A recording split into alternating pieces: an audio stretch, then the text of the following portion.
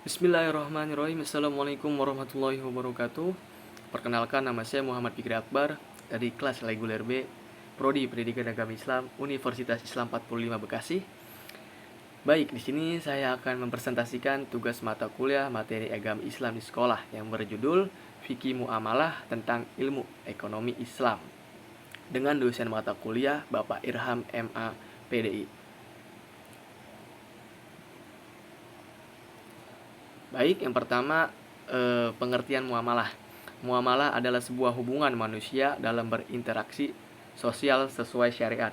Karena manusia merupakan makhluk sosial yang tidak dapat hidup dengan berdiri sendiri. Dalam hubungan dengan manusia lainnya, manusia dibatasi oleh syariat tersebut yang terdiri dari hak dan kewajiban. Nah, jadi muamalah menggambarkan sifat manusia sebagai makhluk sosial yang saling membutuhkan satu sama lain. Penggunaan ilmu muamalah ini biasanya terdapat dalam aktivitas sosial seperti transaksi, sewa-menyewa, kerjasama, utang piutang, dan banyak lagi contohnya. Nah, yang kedua ada macam-macam muamalah. Itu yang pertama ada bai al-mutlaqah, yaitu perdagangan antara tenaga kerja, produk, dan uang tunai. Uang tunai berfungsi sebagai instrumen berdagang. Nah, jadi perdagangan semacam ini menjiwai semua produk-produk lembaga keuangan yang didasarkan atas prinsip jual beli. Yang kedua ada bai al-muqayyadah, yaitu jual beli di mana terjadi pertukaran antara barang dan barang atau barter. Yang ketiga ada bai al-sahab, khususnya perdagangan atau trading perdagangan antara satu uang tunai, uang asing dengan uang asing lainnya. Contohnya antara rupiah dan dolar, dolar ke yen, dan lain-lain. Lalu yang keempat ada bai al-musawwamah, yaitu jual beli biasa. Nah, jual beli biasa ini seperti di mana penjual itu tidak memberitahukan harga pokok dan keuntungan yang didapatnya. Yang kelima ada bai al-murabbahah, ialah akad untuk transaksi dan peroleh produk tertentu. Maksudnya dalam transaksi jual beli ini pedagang dengan jelas mengungkapkan produk yang dipertukarkan, termasuk label harga dan manfaat yang diperoleh. Paling terakhir ada bai al-istisna. Bai al-istisna ini hampir sama dengan bai as-salam, yaitu kontrak jual beli di mana harga atas barang tersebut dibayar lebih dulu, tapi dapat diangsur sesuai dengan jadwal dan syarat-syarat yang disepakati bersama. Sedangkan barang yang dibeli diproduksi dan diserahkan kemudian, seperti belanja online. Nah, di antara jenis ini jual beli tersebut yang lazim digunakan dalam bertransaksi ialah yang berdasarkan prinsip bai al-murabbahah dan bai al-istisna.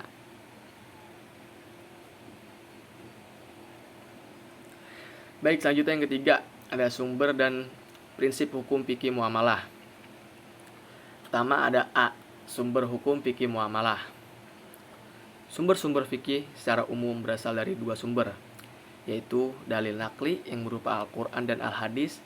Hal ini sebagaimana dimaksud dalam definisi fikih yang disampaikan oleh ulama golongan Syafi'i sebagai al-adilati, al-tafsihiliyati, atau dalil-dalil yang terperinci, dan dalil akli yang berupa akal atau ijtihad. Penerapan sumber fikih Islam ke dalam tiga sumber, yaitu ada Al-Quran, Al-Hadis, dan ijtihad. Baik, yang pertama Al-Quran. Al-Quran adalah kitab Allah Subhanahu wa Ta'ala yang diturunkan kepada Nabi Muhammad SAW dengan bahasa Arab yang memiliki tujuan kebaikan dan perbaikan manusia yang berlaku di dunia maupun di akhirat. Titik Al-Quran merupakan referensi utama umat Islam, termasuk di dalamnya masalah hukum dan perundang-undangan titik sebagai sumber hukum yang utama. Nah, ayat Al-Quran yang membahas tentang muamalah ini bisa kita lihat pada Quran surat An-Nisa ayat 29. A'udzubillahi minasyaitonirrajim. Ya ayyuhalladzina amanu la ta'kulu amwalakum bainakum bil batili illa an takuna tijaratan an taradim minkum wala taqtulu anfusakum innallaha kana bikum rahima. yang artinya, wahai orang-orang yang beriman, janganlah kamu saling memakan harta sesamamu dengan jalan yang batil atau jalan yang tidak benar, kecuali dalam perdagangan yang berlaku atas dasar suka sama suka di antara kamu.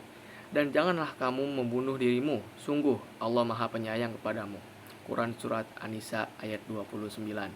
Nah, jadi Al-Quran itu dijadikan patokan pertama oleh umat Islam dalam menemukan dan menarik hukum suatu perkara dalam kehidupan manusia.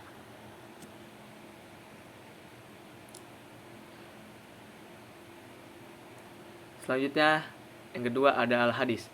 Al-hadis adalah segala yang disandarkan kepada Rasulullah SAW, baik berupa perkataan, perbuatan, maupun ketetapan.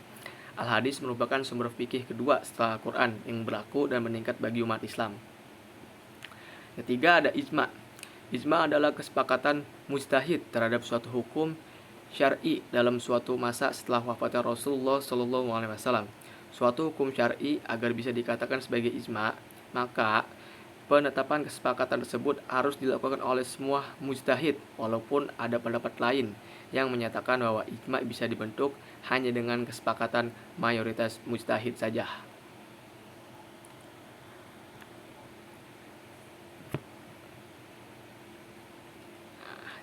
Kemudian yang B, prinsip hukum fikih muamalah. Sebagai sistem kehidupan, Islam memberikan warna dalam setiap dimensi kehidupan manusia, tak terkecuali dunia ekonomi. Sistem Islam ini berusaha mendialektikan nilai-nilai ekonomi dengan nilai akidah ataupun etika. Nah, artinya kegiatan ekonomi ini yang dilakukan oleh manusia dibangun dengan nilai materialisme dan spiritualisme berdasarkan hukum syariat Islam.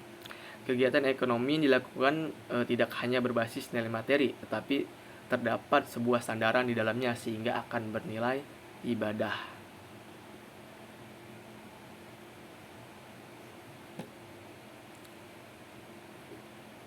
Kemudian ada pengertian muamalah menurut para ahli. Yang pertama, menurut Louis Makhlouf, muamalah adalah hukum-hukum syara yang berkenan dengan urusan duniawi dan kehidupan manusia yang meliputi jual beli, perdagangan, dan lain-lain. Yang kedua, menurut Kudlari, muamalah adalah semua akad yang memperbolehkan manusia untuk saling tukar manfaat. Yang ketiga, ada menurut Muhammad Yusuf Musa, muamalah adalah peraturan-peraturan Allah Subhanahu wa Ta'ala yang harus diikuti dan ditaati dalam kehidupan bermasyarakat dengan bertujuan untuk menjaga kepentingan manusia.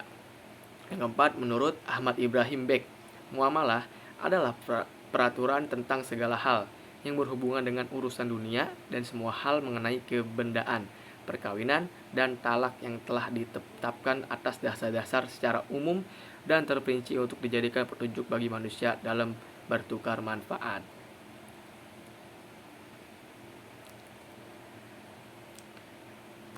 Dan yang terakhir, tujuan muamalah.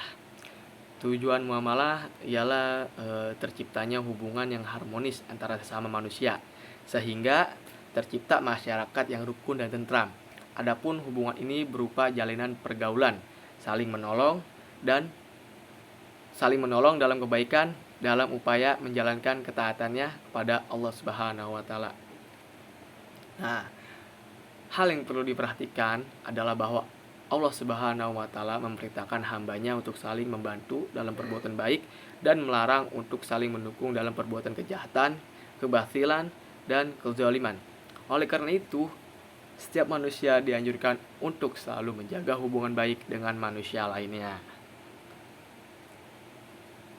Ya, baik, cukup sekian presentasi dari saya. Kurang lebihnya mohon maaf. Sekian dan terima kasih.